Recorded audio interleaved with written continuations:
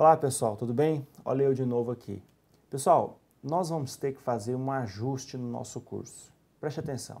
Saiu o edital da Anvisa, dia 30 de agosto, né, se eu não me engano, e nós tínhamos gravado anteriormente um curso mesclado, ou seja, eu tinha gravado junto o regimento da Anvisa com o regulamento da Anvisa, com o decreto da Anvisa. Só que no edital, isso porque a gente gravou antes de sair o edital, né, na expectativa que seria cobrada a mesma matéria do último concurso. Só que o edital, aí para técnico, não exigiu o regimento. Então o que acontece? Nós vamos regravar essa parte do decreto somente, sem contar com o regimento. É uma parte bem menor, bem mais fácil, e nós focaremos então somente no dispositivo do decreto, tá ok? Se você tiver assistido o curso antes, não tem problema, tá tudo certo lá. A única questão é que você estudou coisas além do que vão cair, porque eu estudei também com vocês a parte regimental da Anvisa, e isso não será cobrado, tá bom? Então a gente vai fazer novamente um curso somente sobre o decreto. Gravamos já a lei da Anvisa já está gravada e você pode acompanhar ali sem nenhum problema. Nós vamos aqui tratar a respeito do decreto. Apenas.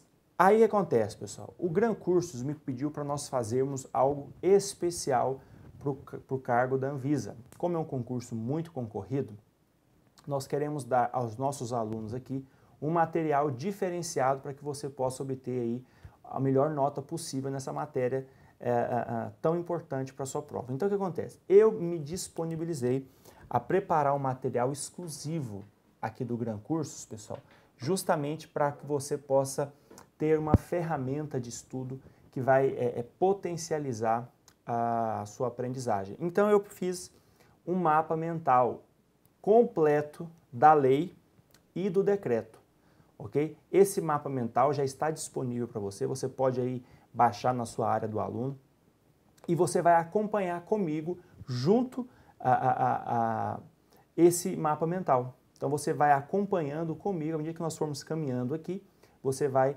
acompanhando comigo. Eu sugiro que você imprima esse mapa mental se for possível. Se não for possível, você pode acompanhar no computador, mas é muito melhor se você tiver ele impresso, é muito melhor para estudar. Esse mesmo mapa mental é o que eu uso, às vezes, ainda para estudar, quando eu estou estudando alguma coisa, eu faço os meus próprios mapas mentais, pessoal, e a efetividade é impressionante, tá ok? Vale muito a pena. E eu quero garantir para você que você vai fechar essa prova de lei e decreto. É possível, porque a forma como eu organizei esse mapa mental está assim imbatível. E ali, no final do curso, nós faremos um simulado com diversas questões, mais de, se eu não me engano, 70 questões, que muitas eu fiz, outras eu peguei de concursos anteriores. Mas se eu não me engano, a grande maioria das questões eu fiz, são questões inéditas, que você vai poder, então, treinar todo o conteúdo que você estudou. Os dois primeiros mapas mentais, pessoal, eles tratam a respeito da lei. E eu queria dar só um resumo do que nós estudamos tudo na lei, porque no decreto, muitas coisas que estão previstas na lei se repetem, tá? Muitas coisas dessas duas normas são idênticas, há uma cópia, só que o decreto vai um pouco além. Só que também no decreto, não tem todos os dispositivos previstos na lei.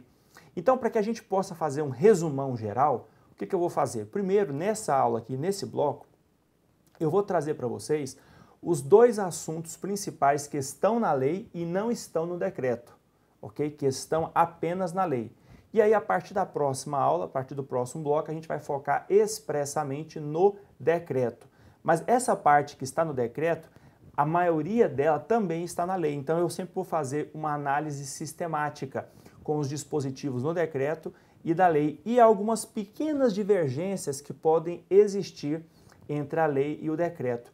Em alguns dispositivos da lei existem competências ou disposições que não estão previstas no decreto, porque foram acrescentadas por uma medida provisória e o decreto não foi atualizado. Então você vai ver que em algumas situações a lei tem alguns artigos com incisos maiores do que os artigos correspondentes no decreto, justamente por isso.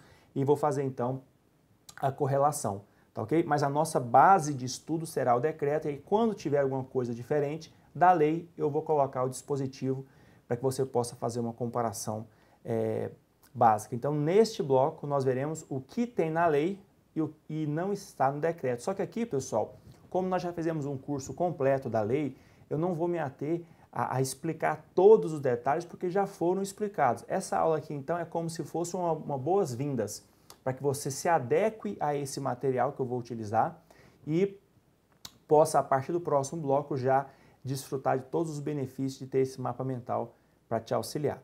Tá ok? Então, olha só aqui na tela para você ver como é que é esse mapa. Eu vou aqui junto com você, tá? Nós vamos caminhar junto nesse mapa mental. Então, você tem aqui o material que é em PDF, você vai baixar e vai me acompanhar.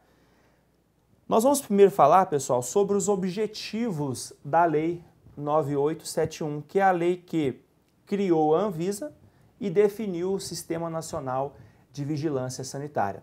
Pessoal, interessante é o seguinte: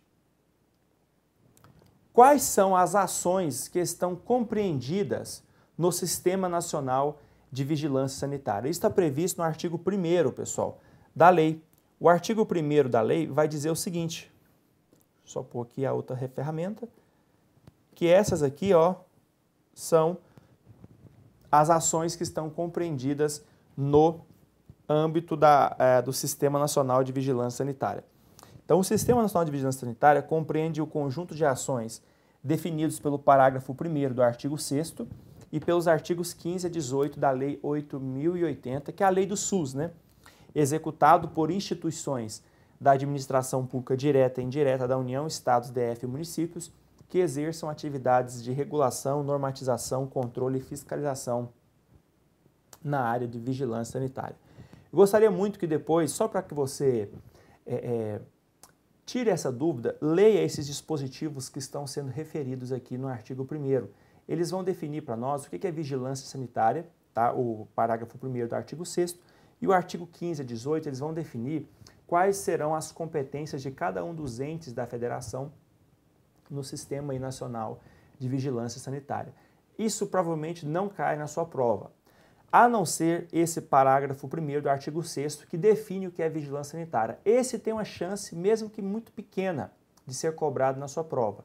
Então, dê uma lidinha só para que você compreenda ali a definição de vigilância sanitária, que é o conjunto de ações, pessoal, praticadas pelo Estado com o objetivo de minimizar consequências danosas provenientes de serviços ou produtos à saúde do ser humano.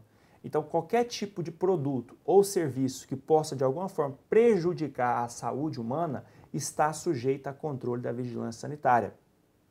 Esses são, então, esse é o âmbito de atuação do Sistema Nacional de Vigilância Sanitária. Esse sistema nacional, que é composto por órgãos da União, Estados, DF e municípios, seja da administração direta, seja da administração indireta, vai atuar justamente sobre esses produtos e serviços que podem, de alguma forma, mesmo que indiretamente, causar dano à saúde humana.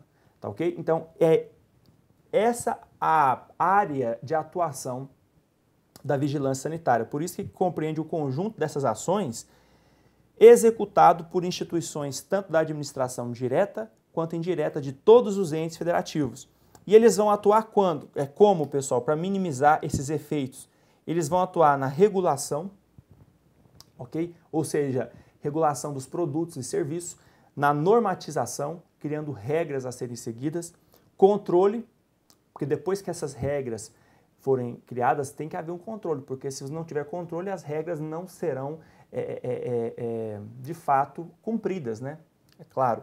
E fiscalização, inclusive com a possibilidade de aplicação de multa, se for o caso, tá ok? Na área aí da vigilância sanitária. Pessoal, aí, isso já expliquei, né? Só estou dando só um resumo. O artigo 2º, ele vai falar sobre as competências da União, dentro do Sistema Nacional de Vigilância Sanitária. O artigo 2º dessa lei, ele é muito importante para a sua prova, porque ele vai estabelecer quais são as competências da União dentro do Sistema Nacional de Vigilância Sanitária. Até porque é um dos órgãos da União que vai coordenar esse sistema. Você já sabe, é a Anvisa que coordena esse Sistema Nacional de Vigilância Sanitária. Aí preste atenção. O artigo 2º, ele vai estabelecer para nós algumas competências da Anvisa, tá ok? Algumas competências da Anvisa. E aí, pessoal, eu queria colocar para vocês aqui esses detalhes. Você depois pode ler o artigo 2º todinho e ver aqui quais serão as competências da União dentro desse Sistema Nacional de Vigilância Sanitária. Tá ok? Aí preste atenção. O artigo 2º, no parágrafo 1º, ele vai falar para nós, pessoal, quais órgãos da União é que vão atuar na competência da União. Ou seja, a União tem competências, mas ela exerce essas competências por meio de órgãos da União, por meio de órgãos federais.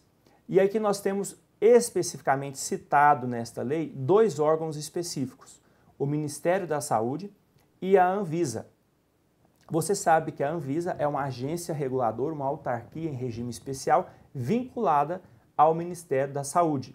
O Ministério da Saúde, dentro do Sistema Nacional de Vigilância Sanitária, isso aqui é importante para a sua prova, ele vai desempenhar essa função aqui, ó, definir a política nacional de vigilância sanitária. Quando eu falo em definir a política, eu estou falando sobre definir as estratégias, as diretrizes, os objetivos. E depois de ter sido definido, quem vai implementar e gerir isso aqui é a Anvisa, tá ok? Aí, o artigo 2º, parágrafo 1º da lei, vai dizer o seguinte: a competência da União será exercida pelo Ministério da Saúde no que se refere à formulação, acompanhamento, avaliação da política nacional de vigilância sanitária e das diretrizes gerais, né, do Sistema Nacional de Vigilância Sanitária, tá ok? Então é isso aqui, ó, é a mesma coisa que está escrito aqui no inciso 1º, ó. Quando eu falo em definir a política nacional de vigilância sanitária, que é exercida pelo Ministério da Saúde, o parágrafo 1º reforça essa atuação do Ministério da Saúde, dizendo que a ele cabe a formulação, acompanhamento e avaliação da política nacional de vigilância sanitária e das diretrizes gerais do Sistema Nacional de Vigilância Sanitária. Tá ok?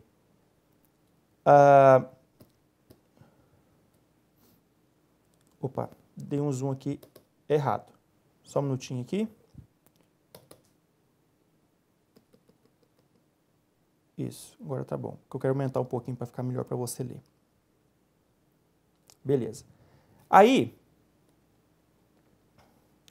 a competência da Anvisa, será a seguinte: essas aqui, ó, previstas no artigo 1º, que estão escritas Anvisa na frente. Bacana? Essas aí que estão escritas Anvisa na frente. Pessoal, só uma observação. A principal dessas competências da Anvisa, é justamente coordenar o Sistema Nacional de Vigilância Sanitária, tá ok? Coordenar o Sistema Nacional de Vigilância Sanitária. Essa é a principal competência da Anvisa. E por fim, nós temos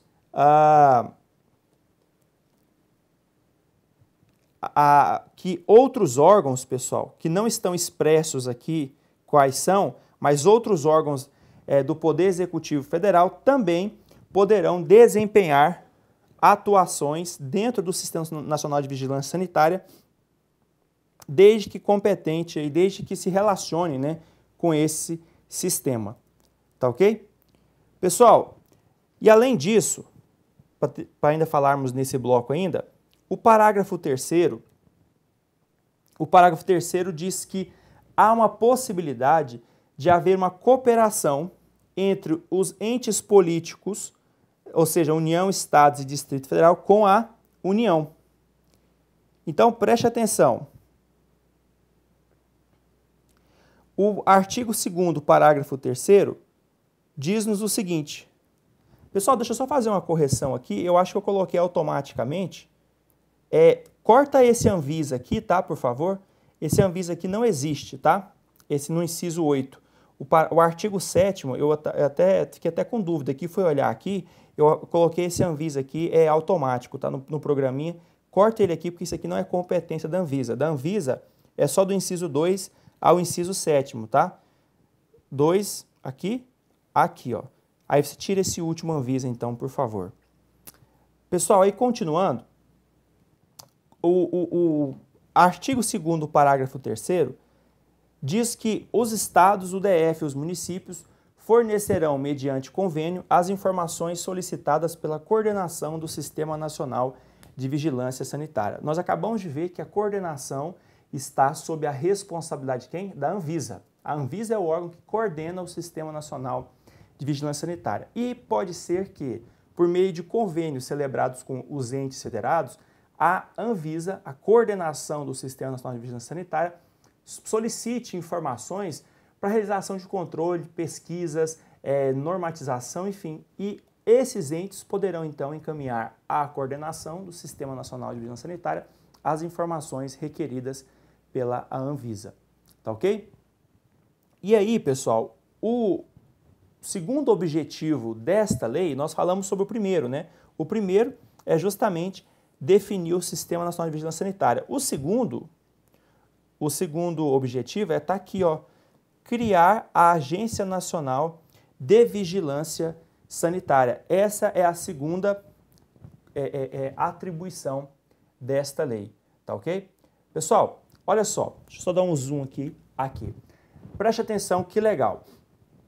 Nós temos então dois objetivos nessa lei. Primeiro, definir o Sistema Nacional de Vigilância Sanitária, as competências da União, ok? E os órgãos federais que atuam, o Ministério da Saúde, Anvisa e outros órgãos relacionados a essa área de vigilância sanitária. Vimos também sobre a possibilidade da afirmação de convênios entre a coordenação do Sistema Nacional de Vigilância Sanitária, que é da Anvisa, com os outros entes federados, para que eles enviem informações aí utilizadas no desempenho das funções da Anvisa. E também vimos que o segundo objetivo desta lei foi exatamente criar a Anvisa. Você sabe, pessoal, lá do direito administrativo, que a autarquia ela é criada diretamente por lei.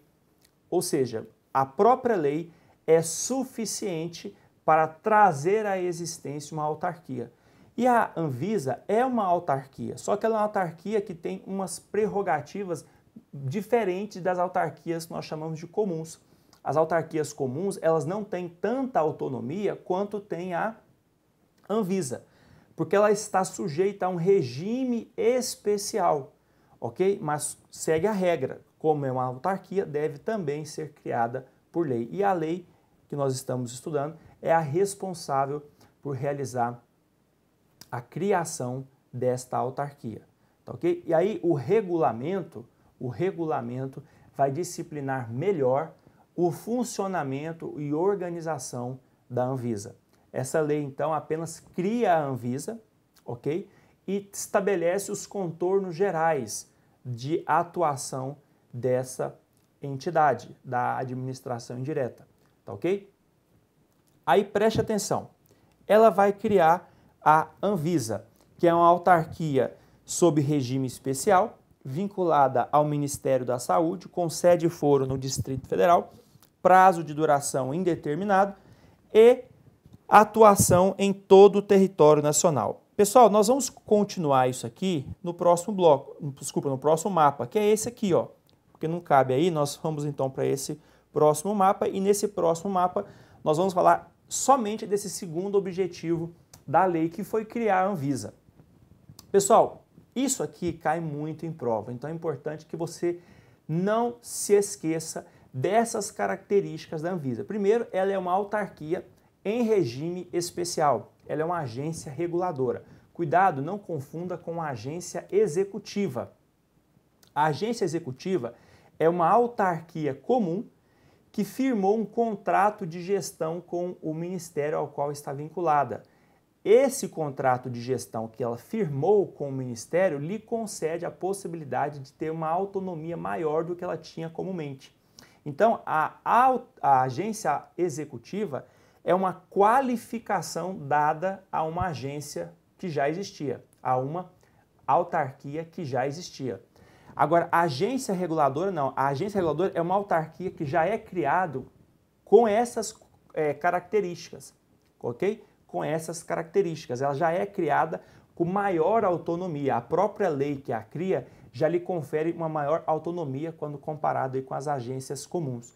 Mas cuidado, a Anvisa, que é uma agência reguladora, é uma autarquia em regime especial, também vai firmar contrato de gestão com o Ministério da Saúde. Nós veremos isso, tá ok? Mas a agência reguladora não é a mesma coisa que a agência executiva. A agência executiva é uma qualificação dada a uma autarquia, a agência reguladora já é criada desse jeito pela lei, ela já é criada com maior autonomia. Outra característica da Anvisa, como já expliquei várias vezes, que ela é vinculada ao Ministério da Saúde, mas isso não significa que há alguma relação de hierarquia entre o Ministério da Saúde e a Anvisa. Você sabe que não há hierarquia nesse sentido com a administração direta e as entidades da administração indireta. O que existe é uma vinculação possibilitando que haja um controle do Ministério da Saúde sobre a atuação da Anvisa. Além disso, a sede e o foro da Anvisa é no Distrito Federal. O prazo de duração dela é indeterminado, ou seja, ela não é uma agência ou um órgão com prazo de duração, ou seja, temporário. Não, ela é indeterminado o prazo de duração dela. E ela tem jurisdição, ela tem atuação em todo o território do Brasil, em todo o território nacional. Aí, preste atenção, eu quero trazer então algumas observações relativas à Anvisa. Importantes que eu já resumi para vocês, mas agora eu quero trazer de forma mais sistematizada. Primeiro, exigência de lei específica para a sua criação. Como a Anvisa é uma autarquia, a Constituição Federal exige, no seu artigo 37, inciso 19, que somente por lei específica pode ser criada uma autarquia. Preste atenção, lei específica, pessoal, é uma lei que trata de um assunto exclusivo ou desse assunto com assuntos correlatos. É o caso dessa lei que nós estamos estudando. Essa lei 9782, ela cria a Anvisa e estabelece o Sistema Nacional de Vigilância Sanitária. Olha, esse Sistema Nacional de Vigilância Sanitária é um assunto correlato com a Anvisa, tanto é que ela que exerce a coordenação desse sistema. Então, de fato, essa lei obedece o requisito constitucional de que as autarquias têm que ser criadas por lei específicas. Além disso, eu quero trazer uma dica, não da minha matéria exclusiva, mas a de direito administrativo, mas que é relevante para a sua prova. Olha só, lembre-se que a instituição de empresa pública, de sociedade de economia mista e de fundação precisam apenas de autorização por lei específica e que lei complementar definirá as áreas de atuação das fundações. Isso está previsto também lá no inciso 19, né? A doutrina é majoritária no sentido de que, se a fundação for pública com personalidade jurídica de direito público, ela é considerada como uma espécie de autarquia, a saber, uma autarquia fundacional, tendo que ser criada diretamente por lei específica como as demais autarquias. Você lembra lá do direito administrativo que você tem dois tipos de fundação. A fundação pública de direito público, a fundação pública de direito privado. Essa fundação pública de direito público, a doutrina considera ela como uma espécie de autarquia. Então ela vai ter que seguir a mesma regra de criação da autarquia, ou seja, tem que ser criada por uma lei específica. Já a fundação pública de direito público, ela é uma entidade de direito privado, a fundação pública de direito privado, né? Ela é uma entidade de direito privado e a sua criação não se dá por lei. A lei apenas autoriza a sua criação. Mas tanto a fundação pública de direito privado, as empresas públicas e a sociedade de economia mista, que tem todas elas personalidade jurídica de direito privado, elas só são criadas com o registro dos seus atos constitutivos no cartório específico. Tudo bem? Então, a autarquia e fundação pública de direito público são criadas diretamente pela lei. Fundação pública de direito privado, empresas públicas e sociedade de economia mista são criadas com o registro dos seus atos constitutivos no respectivo cartório. Em relação a elas, a lei específica apenas autoriza a sua criação. Próximo bloco a gente termina esses objetivos, essa visão geral, e começa já o decreto. Tchau.